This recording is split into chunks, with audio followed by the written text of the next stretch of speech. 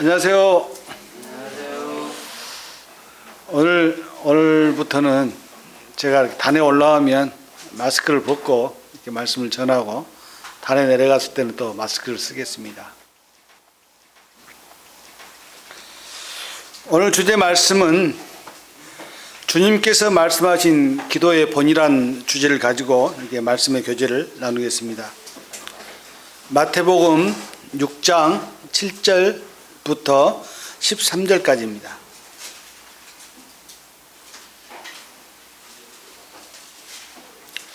우리 한 목소리로 읽겠습니다.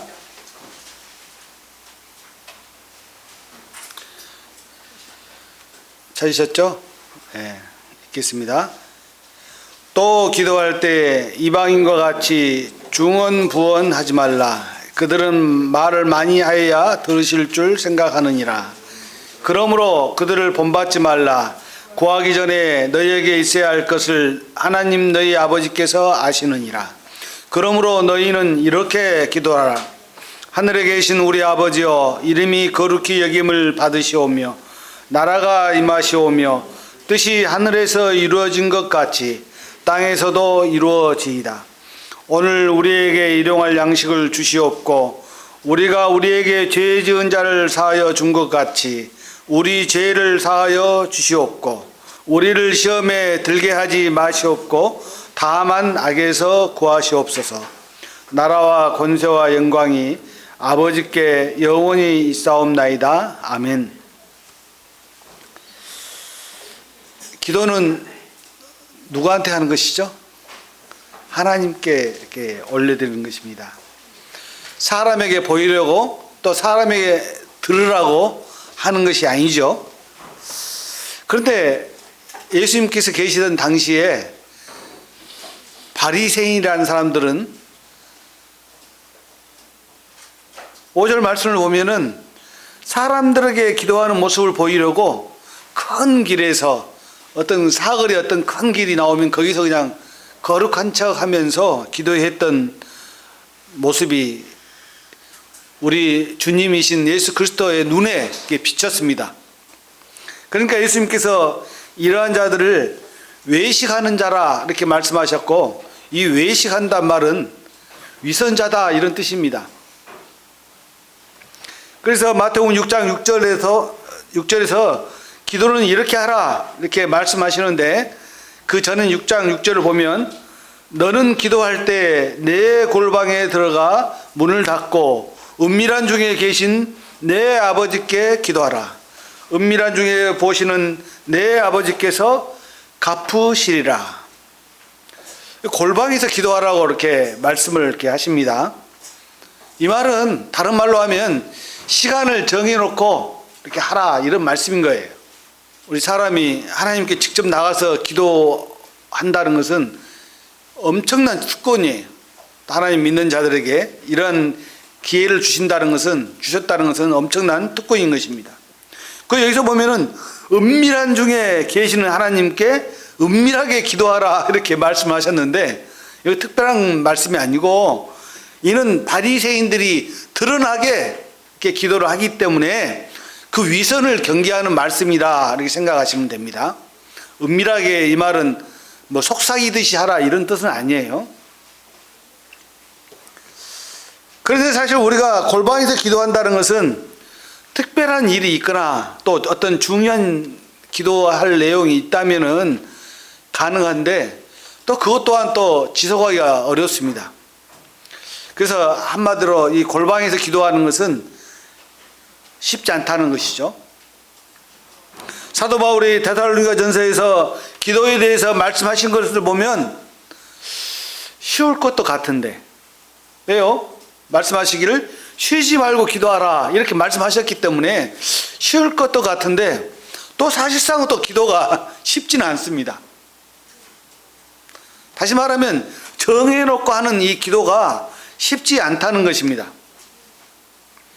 그렇다면 사도 바울이 불가능한 것을 우리에게 말씀하셨다고 생각하지는 않아요.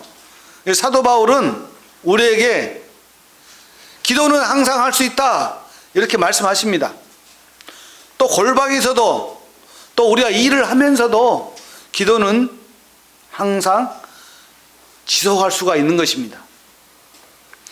다시 말하면 골방에서 하는 기도와 또 우리의 생활 중에서 하는 기도가 약간은 차이가 있는 거예요. 꼭 구분을 짓지 않아도 되는데 큰 틀에서 굳이 나눈다면 어떤 목적을 가지고 간절히 기도해야 하는 기도는 골방에서 기도해야 되는 것입니다. 골방이라니까 어떤 움푹찐방 그런 게 아니라 시간을 정해놓고 또 자기 방에서 혼자 기도하는 것을 이렇게 말씀하는 것입니다. 그리고 또 일상적으로 일어나는 일에 대해서는 길을 가다가도 밥을 먹으면서도 기도할 수 있어요. 기도 내용이 약간 다르죠. 우리 삶을 살면서 어떤 때는 중요한 일이 생깁니다. 그럴 때는 간절히 기도가 필요할 때는 그런 시간을 정해놓고 기도하는 것이 좋습니다. 사실은 그렇게 하는 성도들을 보면 그 신앙의 성숙도를 이렇게 알 수가 있습니다. 아침에 일어나셔서 기도하는 모습은 우리 주님께서 본을 보이셨잖아요. 그처럼 아침에 일어나서 기도를 할 수 있다는 것은 신앙이 어느 정도 이렇게 성숙해 있다, 이렇게 말씀을 드릴 수가 있는 것입니다. 어린아이한테 기도를 시키면 자기밖에 모릅니다. 어린아이가 기도를 하게 되면은 자기가 필요한 것을 달라고만 합니다. 일반 기독교 분들께 기도하는 내용을 들어보면 무조건 주시옵소서, 주시옵소서 그리고 끝납니다. 그리고 예수님 이름으로 기도합니다. 그것은 해요. 왜? 그걸로 안 하면 기도를 안 들으실 것 같은 생각이 드니까. 그러나 영적으로 성숙하게 되면 주시옵소서라는 기도는 거의 사라지고 하나님 뜻대로 해주시기를 원한다고 기도를 하시는 것입니다. 그래서 다른 사람을 위해서 기도하게 되고 또 성도들을 위해서 또 구두자들을 위해서 기도하게 되는 것입니다. 그것을 정해놓고 하는 기도 시간을 만들어서 그렇게 하는 것입니다. 평상시 우리가 살면서 생활하면서 하는 기도와는 약간의 차이가 있는 것입니다. 다만 영적으로 성숙한 성도들은 힘든 삶 가운데서 기도하는 것을 쉬지 않습니다.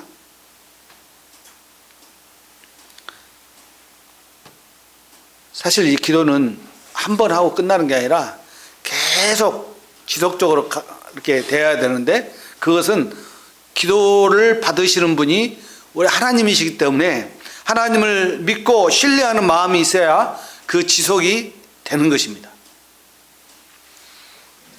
그렇지 않으면은 어떤 기도하는 모습이 형식적으로 흐를 수가 있어요. 우리가 마치 식사할 때 식사 기도를 하는 것처럼 식사 기도를 형식적으로 하잖아요.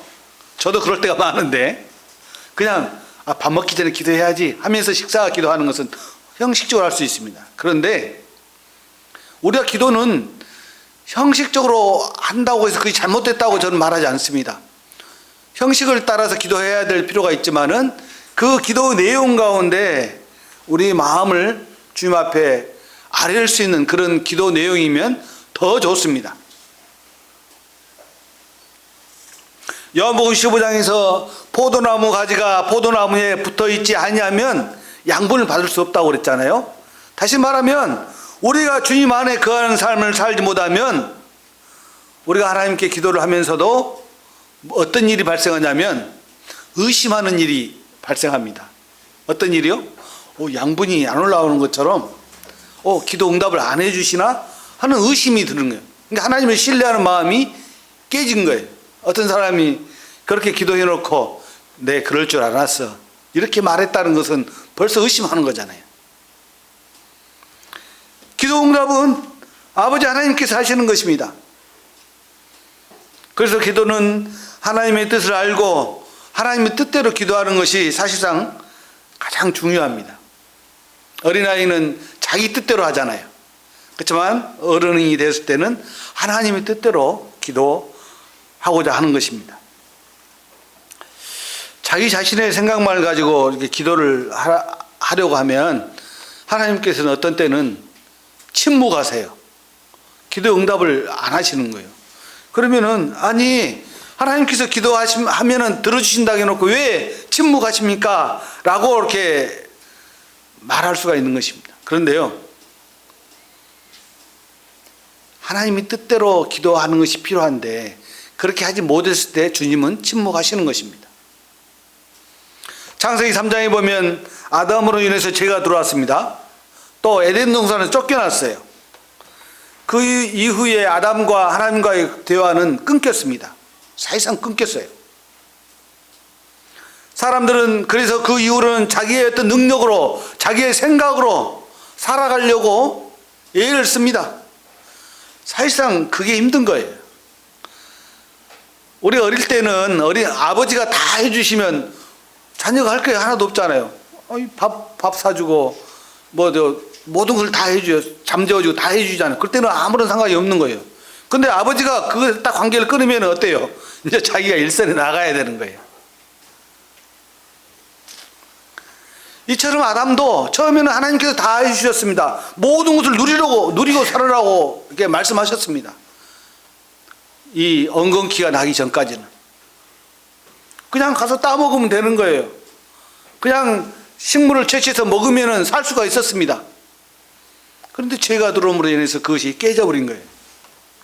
그래서 하나님과 이 아담과의 대화가 끊겼고 그들은 힘든 삶을 살 수밖에 없었습니다. 남편은 돈을 벌어서 아내와 자식을 먹여야 될 책임이 생겼습니다. 아내는 남편을 공경해야 할 책임이 생겼습니다.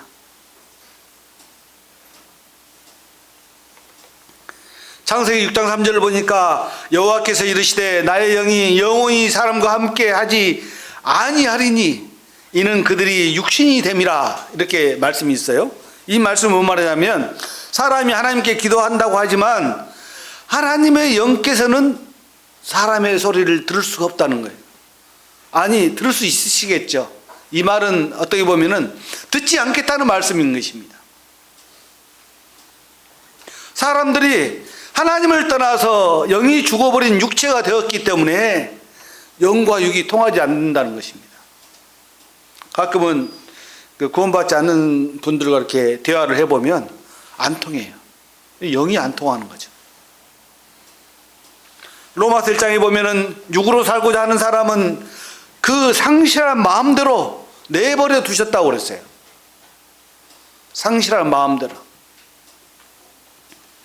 하나님께서는요, 하나님을 떠난 백성들에 대해서 내버려 두신다. 야, 이거 하나님 너무하시다. 이런 생각을 하실 수가 있죠. 그렇지만은 그들 가운데서 하나님을 찾고자 하는 사람, 하나님을 간절히 부르는 사람은 만나 주시겠다고 말씀을 하시는 것입니다. 구원받은 사람들은 하나님을 아버지라 부르며 하나님 아버지와 기도로서 소통을 할 수 있지만 구원을 받지 못한 사람들은 그 신분이 누구의 신분이 어떤 신분이죠? 사탄 마귀의 자식이라고 성경은 기록하고 있어요. 아무리 그들이 하나님을 아버지라 부른다 할지라도 하나님께서는 그 부름에 대답하실 수가 없는 것입니다.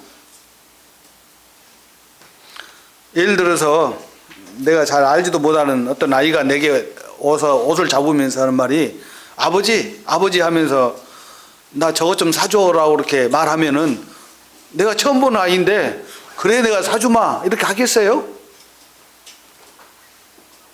저는 이렇게 말할 것입니다. 얘야, 나한테 그러지 말고 네가 아빠 찾아봐. 네가 아빠한테 가서 얘기해. 그렇게 말할 것입니다. 그렇지만 하나님께서는 구원받지 못한 자들의 구원을 위한 그 부르짖음을 들으신다고 말씀하셨습니다. 얼마나 감사한 일인지. 제가 구원받기 전에 그 부르짖음을 하나님께 아뢰었더니 하나님께서 저를 손수 만나 주셨어요. 제 구원의 경험이죠. 사람이 하나님을 찾아서 하나님과 회복을 원할 때 하나님은 믿지 않는 자들의 기도를 들어주시는 것입니다. 하나님은 말씀하셨습니다. 모든 사람이 구원을 받으며 진리에 이르기를 원하신다고 말씀하셨기 때문에 그 기도를 들어주시는 것입니다. 그래서 구원받지 못한 자가 간절하게 기도와 간구를 할 수 있는 기회로 하나님을 찾을 수 있는 공간, 골방을 선택해야 되는 것입니다. 이 골방을 선택한다는 말은 하나님과 1대1로 이렇게 만날 수 있는 그런 시간을 가지라, 이런 뜻입니다. 구원은요, 교회 다닌다고 해서 그 어느 교회 다닌다고 해서 다 구원받는 게 아니에요. 하나님과의 관계는 1대1 관계예요. 그래서 이 세상에는 두 부류의 사람들이 골방에서 기도를 할 수 있는데, 구원받지 못한 사람들과 구원받은 사람들의 골방에서 기도가 다를 것입니다. 그렇죠? 구원받지 못한 사람들에게는 하나님 앞에서 간절히 구원해 달라고 기도하는 기도가 필요할 것이고, 또 구원받은 성도들에게는 하나님께 영광을 돌리게 해달라고 하는 기도가 필요할 것입니다. 하나님께서 인간을 창조하신 목적이 뭐죠? 하나님의 영광을 위해서 창조하셨다고 성경은 말하고 있습니다. 그래서 오늘 말씀의 주제는 주님께서 말씀하시는 기도의 본인 것입니다. 마태복음 6장에서 기도의 본은 누가복음에 나오는 기도의 본과는 약간 그 시간적인 차이가 있습니다. 말씀하신 때가 다르다는 거예요. 마태복음 6장에 나오는 기도의 본은 산상수훈 가운데 이렇게 나오는 말씀이고, 이 누가복음에 나오는 기도는 어느 때인가 제자들이 가르쳐 달라고, 기도하기를 하는 것을 가르쳐 달라고 했기 때문에 시간적인 차이가 있는 것이죠. 먼저 알아야 할 것은 이 기도문을 외워서 마치 주문처럼 중언부언하라는 것이 아닙니다. 하늘에 계신 우리 아버지 이름이 거룩히 여김을 받으시오며 나라가 임하시오며 뜻이 하늘에서 이룬 같이 땅에서도 이루어지이다. 오늘날 우리에게 양식을 주신 것처럼 그렇게 막 외우라는 그런 것은 아니에요. 기도의 본을, 이 형식을 따라 기도할 것을 말씀하시는 것입니다. 아무튼 우리는 이 주님의 기도의 본에서 기도의 본을 따라 기도하는 시간을 정해놓고 골방에서 기도하는 시간이 필요하다는 것입니다. 이건 성도들에게는 다 누구나 다 필요한 거예요. 심지어는 믿지 않는 사람들에게도 필요한 거예요. 그래서 우리가 아버지라고 부르는 하나님께 신뢰하는 믿음으로 기도하시기를 바라는 마음이 있는 것입니다. 마태복음 6장 9절을 보면 그러므로 너희는 이렇게 기도하라. 하늘에 계시는 우리 아버지여 이름이 거룩히 여김을 받으시오며, 주님께서는 먼저 우리 아버지여 이름이 거룩히 여기심을 받으시오며 그랬습니다. 아버지. 우리 형제님 가운데 기도하실 때 항상 아버지 하고 기도하시는 형제님 계시잖아요. 잘한 거예요. 어떤 분들은 하나님 아버지 이렇게 부르신 분도 계시고 아버지 하나님 이렇게 부르시는 분도 계시는데 다 아버지라는 이름이 들어가잖아요. 기도는 그렇게 시작하는 것입니다. 예수님께서도 기도를 시작하시면서 우리 아버지요 이렇게 말씀하셨습니다. 또 우리에게 그렇게 부르라고 말씀하셨습니다. 이렇게 기도를 시작하는 것은 아버지께서 기도를 들어주신다는 확신 가운데 그렇게 하는 것입니다. 아버지가 그 아들의 기도를 들어주시지 않겠어요? 그래서 우리는 기도를 들어주시는 하나님 아버지를 존중하는, 존경하는 마음으로 나아가야 되는 것입니다. 마가복음 14장 36절에 주님께서도 겟세마네 동산에서 아버지 하나님을 향하여 기도하실 때 아빠 아버지여 아버지께서는 모든 것이 가능하오니 이 잔을 내게서 옮기시옵소서. 그러나 나의 온대로 마시옵고 아버지의 온대로 하옵소서. 이렇게 기도하셨어요. 아버지의 온대로 하옵소서. 모든 기도는 내가 원하는 것이 있지만 하나님의 뜻대로 구하는 것이 훌륭한 성도들의 기도인 것입니다.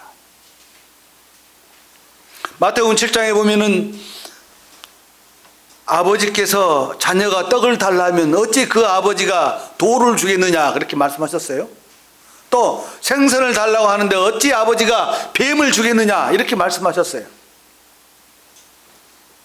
그런데 어린아이가 날카로운 칼을 사달라고 하면 그 아버지는 사주지 않을 것입니다.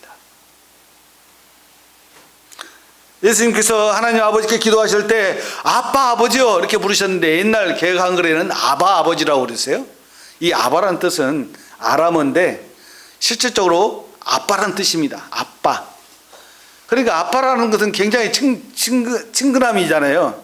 우리 자녀들도 보면은 저한테 아빠라고 많이 부르죠. 지금도 다 어른이 다 되어 결혼했는데도 아빠 이렇게 불러요. 친근한 것을 나타내는 거죠. 사도 바울은 로마서 8장 15절에 너희는 다시 무수하는 종의 영을 받지 아니하고 양자의 영을 받았으므로 우리가 아빠 아버지라고 부르짖느니라 이렇게 말씀하셨는데, 이 양자의 영이란 말이 굉장히 놀라운 말씀인 것입니다.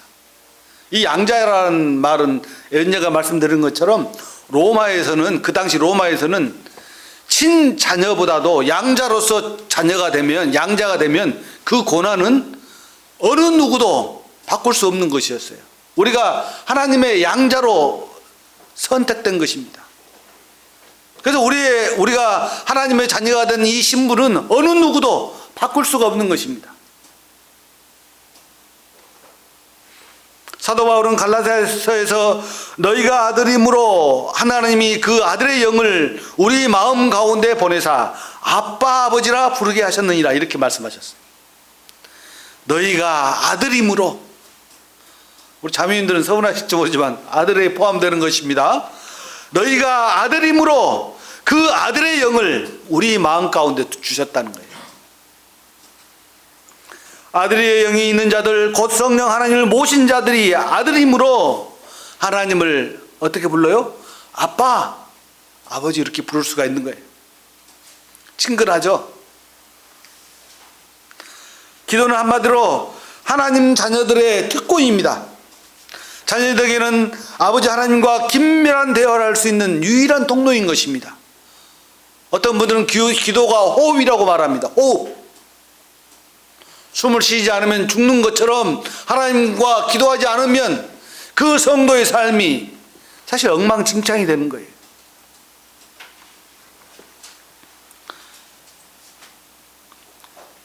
하나님 아버지께서는 그 기도를 통해서 구원받지 않는 사람과 회복하시기를 원하시고, 또 구원받은 성도에게는 영광을 받으시기를 원하시는 것입니다. 그래서 하나님께서는 그 마음의 중심을 보시고 하나님 자녀를 삼아주시는 거예요. 사실상 구원은요, 내가 얻기 위해서, 얻고자 해서 막 얻는 게 아니에요. 구원은요, 하나님께서 주시는 거예요. 믿음도 하나님께서 주시는 거예요. 그러한 믿음으로 믿어야 또 구원을 받아야만이 확실한 거지, 아니 하나님은 주실 생각도 않고 있는데 나 혼자 설쳐서는 안 되는 거예요. 이것을 흔히 말하는 감정을 앞세우는 구원이라고 말하는 거예요. 구원은요, 이성을 앞세우는 그 구원이 확실한 것입니다. 하나님 말씀에 그러하면 믿고 구원받는 거예요. 그렇지만은 막 감정이 앞서가지고 구원받았다고 말하는 사람들은 나중에 보면은 그 감정이 사라지면은 내가 언제 구원받았지? 이런 생각을 하게 되는 거예요. 하나님을 간절하게 찾는 사람이 완전히 하나님 앞에서 100% 긍휼하심을 구할 때 그 사람에게는 구원이 있는 것입니다. 믿음이 생기는 것입니다. 하나님께서 주신 믿음이. 그래서 그 마음에 성령 하나님께서 들어오심으로 하나님의 자녀가 되는 것입니다. 만약에 그러한 마음 가운데 0.0001%라도 자기의 의로움이 포함된다면 그 사람은 구원받은 게 아니에요. 에베소 2장 9절에서 행위에서 난 것이 아니니 이는 누구든지 자랑하지 못하게 함이라 이렇게 말씀하셨다는 것은 행위, 자기의 의로움을 말하는 것입니다. 그렇기 때문에 우리가 구원받은 것은 100% 은혜예요. 그리고 이 세상을 향한 하나님의 사랑의 한계는 측량할 수가 없습니다. 요한복음 3장 16절에 하나님이 이 세상을 사랑하셨다고 말씀하신 것은 우리로 거저 받은 구원을 주시기 위한 말씀인 것입니다. 아버지 하나님께서는 우리를 아가페 사랑으로 사랑하셨어요. 무한한 사랑이죠. 끝이 없는 사랑입니다. 이걸 우리가 어디서 알 수 있어요? 누가복음에 나오는 탕자 이야기를 보면 알 수 있습니다. 탕자는 아버지에게서 자기 재산에 상속받을 재산을 다 가지고 먼 나라로 와서 다 써버렸잖아요. 그러고 나서 이제 돌아보니까 아버지가 생각나는 거예요.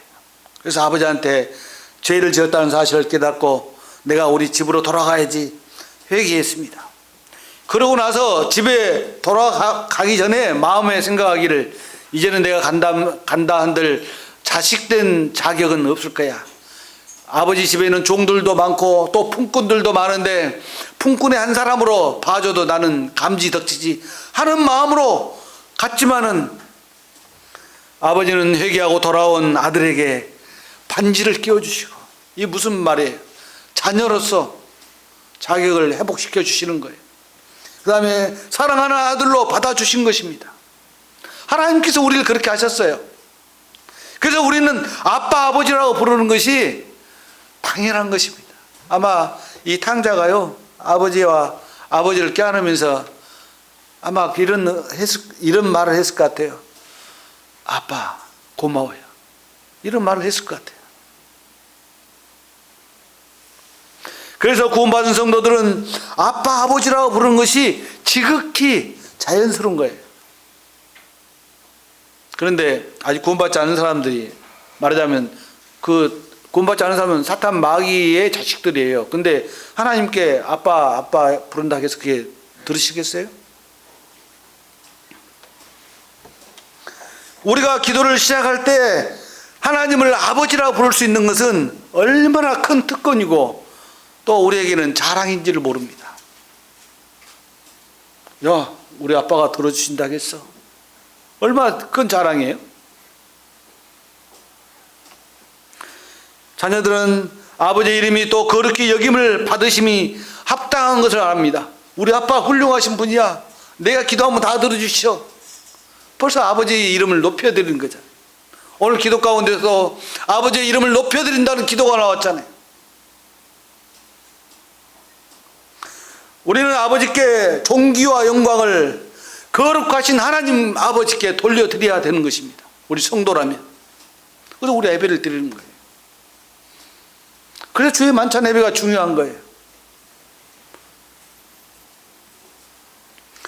한마디로 우리들의 모든 기도 시작에는 거룩하신 하나님께 맨 먼저 존귀와 영광을 돌려드리는 것이 먼저 우선순위인 것입니다. 하나님의 거룩하심에는 믿는 자녀들 뿐만 아니라 믿지 않는 자들도 영광을 돌리더라고요. 또 온 우주 만물의 영광을 하나님 아버지께 돌려드리는 모습을 우리는 요한계시록에서 그 생물들이 보좌에 앉으사 세세토록 살아계시는 이에게 영광과 존귀와 감사를 돌릴 때, 그랬죠? 영광과 존귀와 감사가 나옵니다. 그 다음에 4장 11절 우리 주 하나님이여 영광과 존귀와 권능을 받으시는 것이 합당하오니, 그렇게 말합니다. 그렇죠? 그 다음에 5장 12절을 한번 보겠습니다. 5장 12절 한 장을 넘겨서 5장 12절을 보면 큰 음성으로 이르되 죽임을 당하신 어린 양은 능력과 부와 지혜와 힘과 존귀와 영광과 찬송을 받으시기에 합당하도다 하더라. 여기서도 존귀와 영광이 나옵니다. 다음에 5장 13절 내가 또 들으니 하늘 위에와 땅 위에와 땅 아래와 바다 위에와 또 그 가운데 모든 피조물이 이르되 보좌에 앉으신 이와 어린 양에게 찬송과 존귀와 영광과 권능을 세세토록 돌릴지어다. 여기서도 존귀와 영광이 나옵니다. 이 존귀와 영광이라는 이 단어는 하나님의 거룩하심을 높여드리는 단어인 것입니다. 천상에 드려지는 이 예배 가운데서도 이 존귀와 영광이 빠지지 않는다는 것은 우리의 성도들의 이 땅의 삶 가운데서 존귀와 영광을 올려드리는 것이 합당하다는 것입니다. 존귀와 영광은 우리 하나님과 우리 주님의 거룩하심을 나타내는 단어예요. 그래서 우리는 기도를 시작하기 전에 하늘에 계신 하나님과 하나님 우편에 앉으신 우리 주님께 존귀와 영광을 돌려드리는 기도가 먼저인 것입니다. 그래서 주기도문에서 그렇게 하시잖아요. 하늘에 계신 우리 아버지여 이름이 거룩히 여김을 받으시오며. 사실은 우리가 과연 존귀한 자들입니까? 저는 내가 그렇게 존귀한 사람이라고는 생각을 못했는데 하나님께서 말씀하셨어요. 뭐라고 말씀하셨냐면 고린도 교회 성도들 향해서도, 사실 고린도 교회는 문제가 많은 교회였어요. 그런데 그 고린도 교회 성도들 향해서도 존귀한 자들이라고 말씀하셨는데, 우리 서강육교회 성도님들에게는 뭐 더 이상 말씀드릴 필요가 있겠습니까? 자주 말씀을 드립니다마는 구약의 성도들에게는 하나님을 아버지라 부를 수 있는 그런 자격이 없었지만 신약의 성도들에게는 하나님을 아버지라고 부를 수 있는 이 영광, 사실은 생각해보면 감격스러운 일이에요. 우리가 상을 받기 위해서 어느 시상대에만 올라가도 그냥 가슴이 뛰고 그러는데 하나님께서 우리를 자녀라 부르시는 이 영광은 놀라운 영광인 것입니다. 그래서 우리는 이처럼 우리에게 존귀와 영광의 관을 씌워주신 주님께 감사드릴 뿐입니다. 우리가 하나님을 아버지라고 부르면서 기도를 시작할 수 있는 것은 성도들에게 가장 귀한 특권인 거예요. 특권을 버리지 마시기 바랍니다. 그것을 꼭 행하시기 바랍니다. 우리가 좋은 특권이 있는데 그것을 사용하지 않는다면 특권이 안 되는 거잖아요. 그리고 우리가 기도를 마칠 때 예수님의 이름으로 기도를 마치게 되는데 예수님의 이름에는 능력과 권세가 있습니다. 하나님께 영광을 돌리실 수 있는 거예요. 그래서 우리가 모든 기도를 하고 나서 예수 이름으로 기도드립니다 하는 것은 응답해 주신다는 확신을 갖기 때문에 그렇게 하는 것입니다. 만약에 확신이 안 들면 예수님 이름으로 기도할 필요가 없는 것 같아요. 요한복음 14장 13절 14절에서 너희가 내 이름으로 무엇을 구하든지 내가 행하리니 이렇게 말씀하셨어요. 이는 아버지로 하여금 아들로 말미암아 영광을 받으시게 하려 함이라. 다시 말하면 우리의 기도를 들어주시는 것은 아버지께 영광을 돌리기 위한 것이라는 거예요. 이게 어쩔 수 없는 거예요. 우리가 기도하면 들어주실 수밖에 없는 거예요. 아버지의 영광을 위해서. 14절에 보니까 내 이름으로 무엇인지 내게 구하면 내가 행하리라. 근데 왜 내가 기도하면 안 들어주시지? 하는 마음이 들 때가 저도 있었습니다. 그런데 결국은 뒤돌아보면 하나님께서 모든 것을 하나님의 뜻대로 응답하셨다는 사실을 알게 돼요.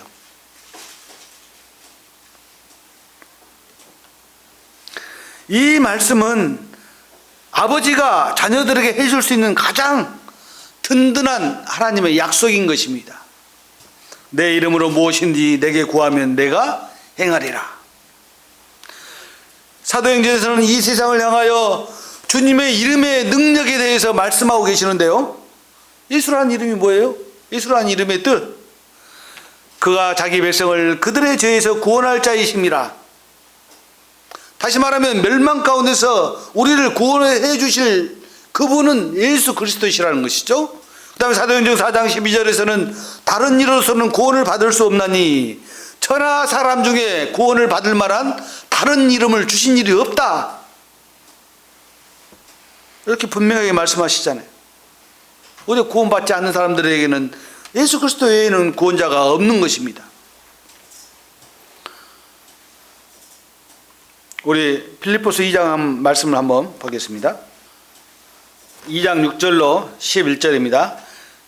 그는 근본 하나님의 본체시나 하나님과 동등됨을 취할 것으로 여기지 아니하시고 오히려 자기를 비어 종의 형체를 가지사 사람들과 같이 되셨고 사람의 모양으로 나타나사 자기를 낮추시고 죽기까지 복종하셨으니 곧 십자가에 죽으심이라. 이러므로 하나님이 그를 지극히 높여 모든 이름 위에 뛰어난 이름을 주사 하늘에 있는 자들과 땅에 있는 자들과 땅 아래에 있는 자들로 모든 무릎을 예수의 이름에 꿇게 하시고 모든 입으로 예수 그리스도를 주라 시인하여 하나님 아버지께 영광을 돌리게 하셨느니라.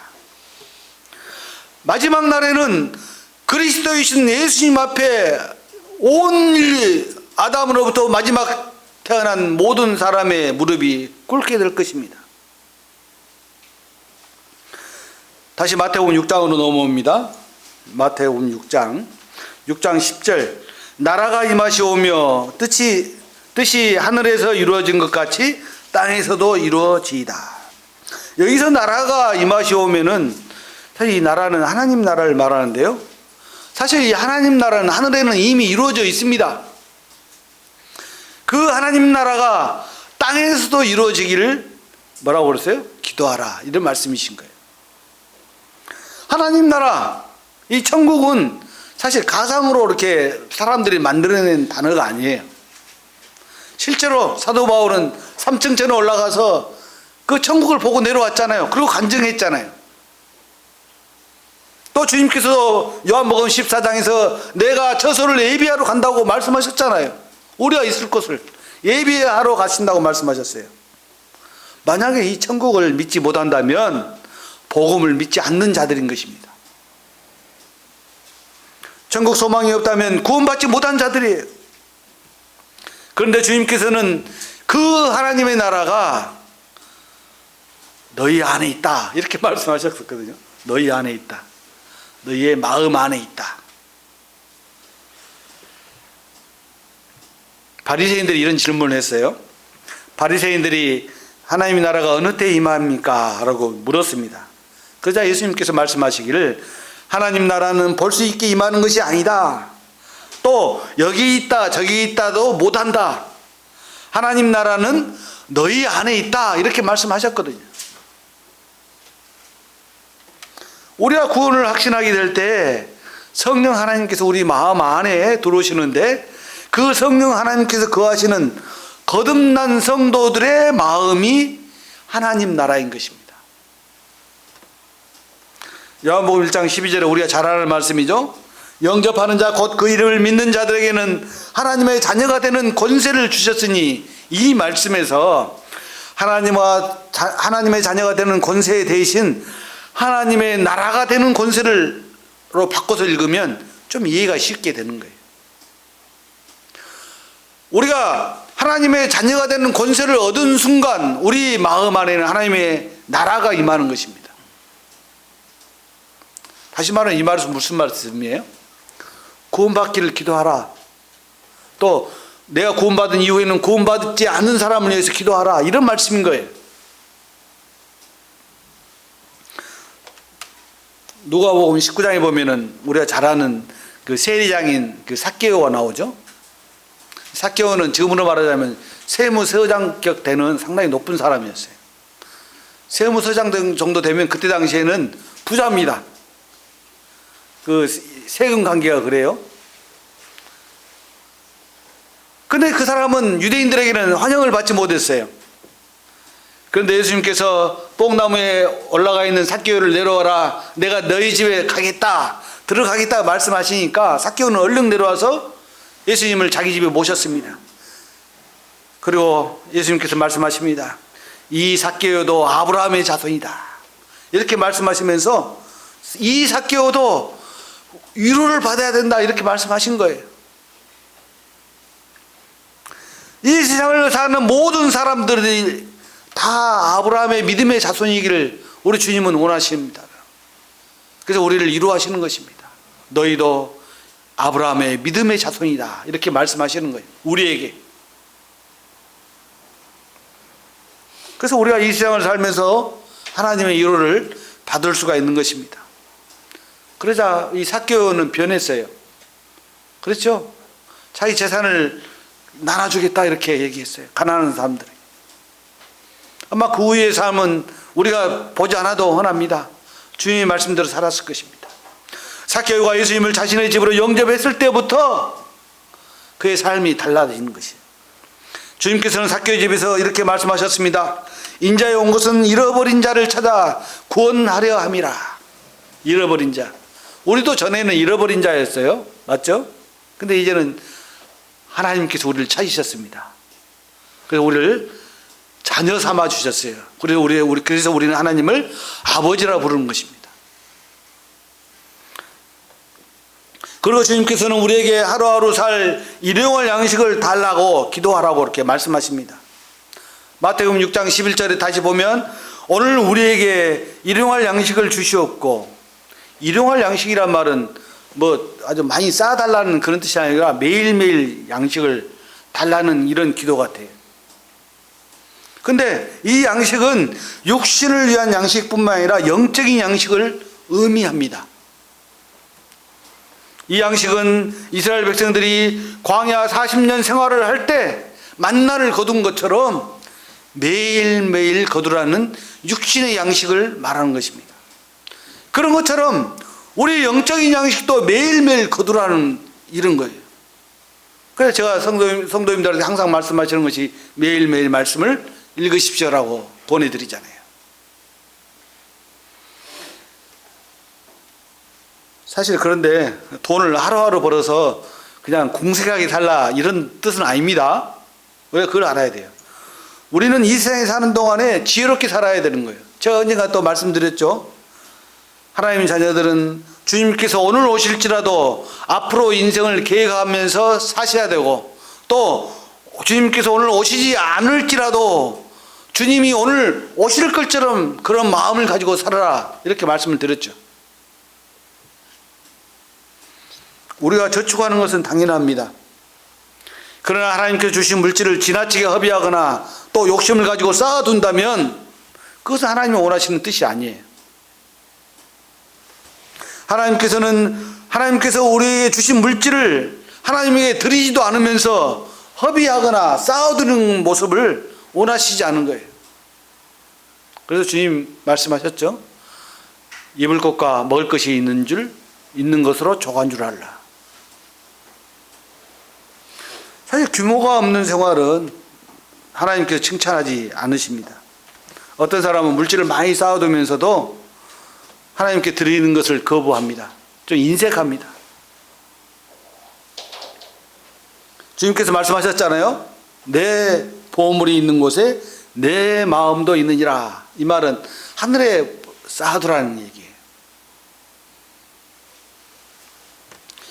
하나님 나라가 임한 우리 성도님들의 마음에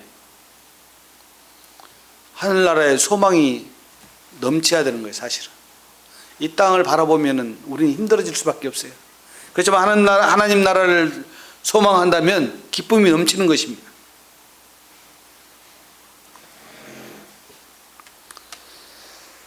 일용할 양식을 달라고 기도하라는 이 말씀이 이 세상을 바라보면요 귀에 안 들어옵니다.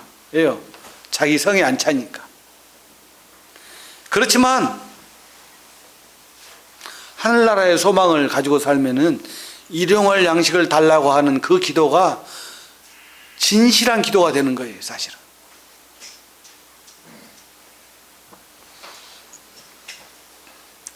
사도 바울은 갈라디아서 5장 24절에 그리스도 예수의 사람들은 육체와 함께 그 정욕과 탐심을 십자가에 못 박았느니라 이렇게 말씀하셨는데, 이 말씀은요 갈라디아서 5장 24절 말씀이 바로 앞에 보면 성령의 열매가 나와요. 성령의 9가지 열매가 나오는데 그 열매를 말씀하시고 나서 말씀하시는 것입니다. 이 성령의 열매 중에서는 이 절제라는 열매가 나오는데, 이 절제가 욕심을 부리지 않는 그 시작의 초점이 되는 거예요. 시발점이 되는 거예요. 인생을 살면서요 욕심 부리면 한이 없어요. 하나님을 제대로 못 섬겨요. 욕심 부리면. 물론 은사적으로 하나님께서 그 사람에게 물질을 더하시는 분도 계시고 어떤 분에게는 명예를 주시는 분도 계시겠죠. 그런 은사가 다를 것입니다. 그렇지만 욕심이라는 것은요 한계가 없습니다. 욕심을 부리면 그 결과가 죄를 낳게 되고, 그 욕심이 만들어내는 죄의 결과는 사망이라고 성경은 말합니다. 갈라디아서 5장 24절에서 25절에서 만일 우리가 성령으로 살면 또한 성령으로 행할지니 이렇게 말씀하셨습니다. 그래서 성령으로 사는 사람은 성령의 열매를 맺는 사람이에요. 사도 바울은 디모데전서 6장 6절에서 자족하는 마음이 있으면 경건은 그 큰 이익이 되느니라. 이 말은 욕심 부리지 않는다는 말이잖아요. 빌립보서 4장 11절에서는 사도 바울이 직접 경험한 것을 말씀하시는데, 내가 궁핍함으로 말하는 것이 아니라 어떤 형편에든지 나는 자족하기를 배웠다. 그래서 자족하기를 배웠다. 우리 마태복음 6장 12절 다시 보겠습니다. 같이 읽겠습니다. 마태복음 6장 12절 시작. 우리가 우리에게 죄 지은 자를 사하여 준 것 같이 우리 죄를 사하여 주시옵고. 이 말씀을 보면은 마치 우리가 다른 사람들의 죄를 용서해 주면 용서해 주고 나서 하나님 내 죄도 용서해 주세요라고 말한 것 같아요. 내용상을 보면. 그런데 D.L. 무디 전도자가 이렇게 분별한 것을 들어보니까 뭐라고 기록했냐면, 우리가 다른 사람을 용서할 수 없다면 그 사람은 아직 하나님께 용서를 받지 못했다. 이렇게 분별했더라고요. D.L. 무디의 그 성경 주석을 보니까, 내가 다른 사람을 용서하지 못했다면 그 사람은 하나님께서 용서받지 못한 사람이다. 이렇게 말한 거예요. 뭔 말이에요? 구원받지 못했다 이런 뜻이죠. 그리고 내가 용서를 할 수 있다는 것은 그 사람이 하나님께 용서를 받았다는 것이다. 이렇게 말씀하고 있어요.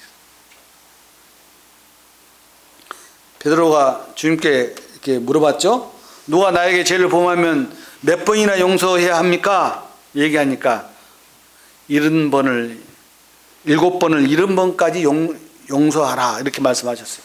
사실 이 용서는요, 우리가 할 수 있는 용서가 아니에요. 영원한 멸망에서 영원한 생명으로 옮겨주신 우리 주님의 십자가의 용서가 이 용서인 것입니다. 우리는 그렇게 할 수 없어요. 한 3번까지는 그래도 아주 인격적인 사람은 참을 수 있겠죠. 4번째는 이제는 안 돼. 아마 그렇게 말할 거예요. 자녀들에게 무한적으로 용서해야 되는 것이 아버지의 마음입니다. 아가페 사랑이죠. 우리가 주님의 그 용서 안에서 구원받은 사람들이에요. 얼마나 감사한 일입니까?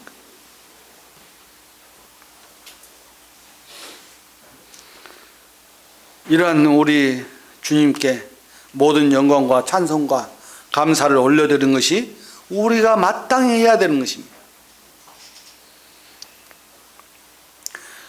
13절, 6장 13절, 우리를 시험에 들게 하지 마시옵고. 시험은 2가지가 있죠. 테스트, 다음에 템테이션. 테스트란 말은 시험이라는 뜻이에요. 어떻게 보면 템테이션이란 말은 유혹에 가깝습니다. 유혹. 영어로 그렇죠. 욥이 당한 것과 아브라함이 받은 것은 시험이지만 하와가 당한 것은 유혹이었어요. 우리는 시험은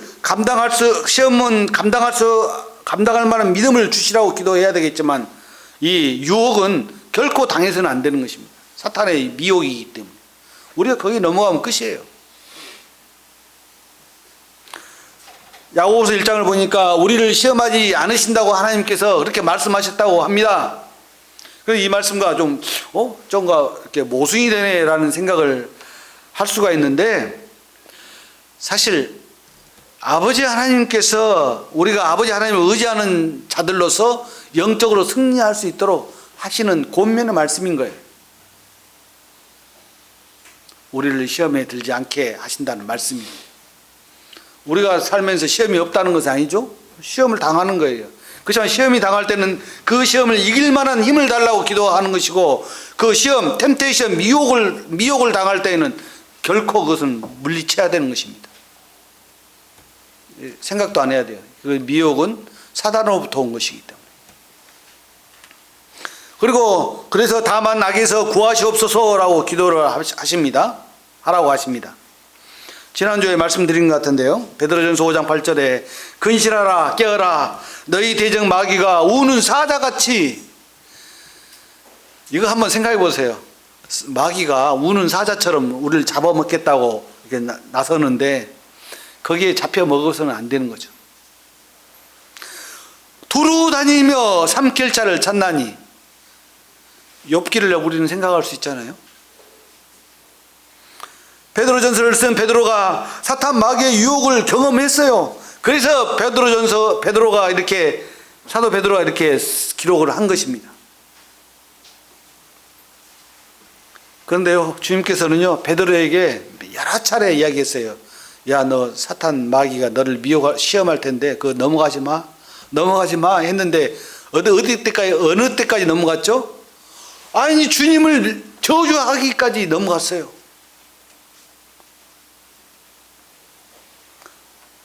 주님께서 베드로에게 누가복음 22장에서 시몬아 시몬아 보라, 사탄이 너희를 밀가부르듯 하려고 요구하였으나 그러나 내가 너를 위하여 내 믿음이 떨어지지 않기를 기도하였노니. 얼마나 감사합니다. 우리가 혹시라도 발을 헛디딜까 봐 우리를 잡아주시는 거예요.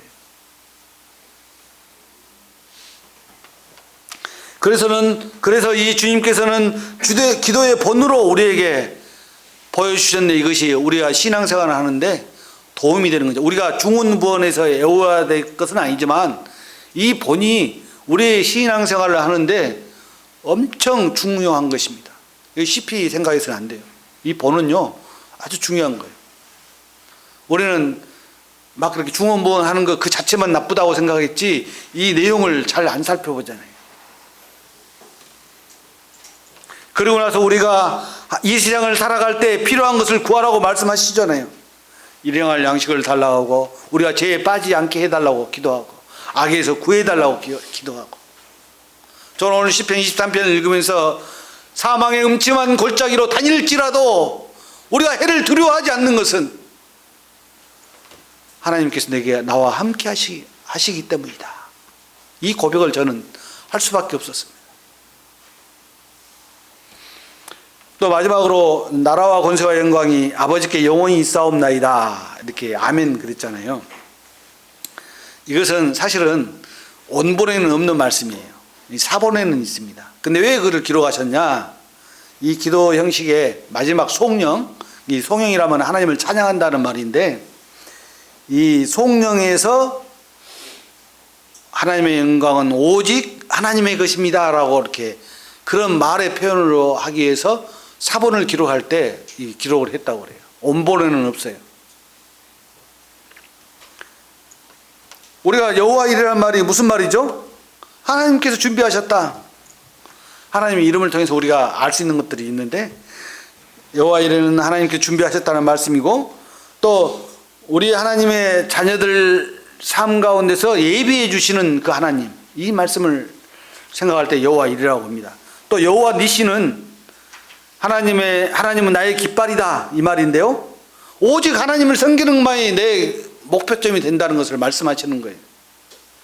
그 다음에 여호와 라파는 하나님께서 치유하신다.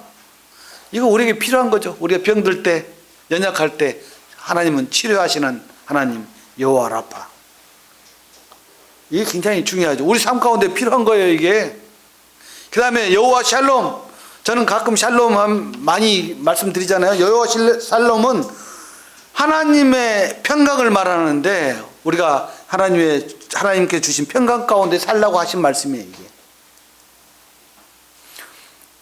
여호와 이레, 여호와 니시, 여호와 라파, 여호와 샬롬은 우리한테 필요한 것입니다. 하나님의 이름인 여호와 이름이 우리에게 필요한 것입니다. 이 네 가지가 있다면 우리는 이 세상을 사는 동안 아무런 걱정할 것이 없어요. 주님 나라 가기까지. 오늘 아침에 우리 유영자 모치님 모시고 오는데 힘드셨다고 그러는데 제가 어떻게 말로 위로해야 될지 모르겠어요. 우리 주님으로부터 위로를 받으시기를 바랍니다. 그처럼 하나님의 이름에는 존귀와 영광과 능력과 권능과 부와 지혜와 힘이 있으므로 우리 하나님께서는 우리 아버지께서는 찬양과 감사를 받으시기에 합당하신 분이십니다. 그리고 고백하시죠. 기도하겠습니다. 아버지 하나님, 저희들로부터 존귀와 영광을 받으시기에 합당하신 우리 주님, 찬송과 감사를 받으시기에 합당하신 우리 주님, 저희들이 주님께서 말씀하신 기도의 본을 통해서 하나님의 어떠한 분이심을 알고 또 하나님께서 저희들에게 어떻게 기도하라 하신 그 본을 알게 되므로 감사를 드립니다. 여호와 이름인 여호와 이레, 여호와 사파, 여호와 니시, 여호와 살룸, 이러한 이름들이 저희들의 신앙생활을 하는데 가장 필요한 것이며 주님께서 그렇게 하시겠다고 해 주시겠다고 말씀하셨나이다. 감사를 드립니다. 사단이 공중 권세를 잡고 있는 이 세상에서 저희들이 살아갈 동안에 주님 저희들의 연약함을 도우시고 붙들어 주시기를 원합니다. 주신 말씀을 인하여 감사를 드렸고 우리 주님 예수 그리스도의 존귀하신 이름으로 감사하오며 기도드리옵나이다. 아멘. 감사합니다.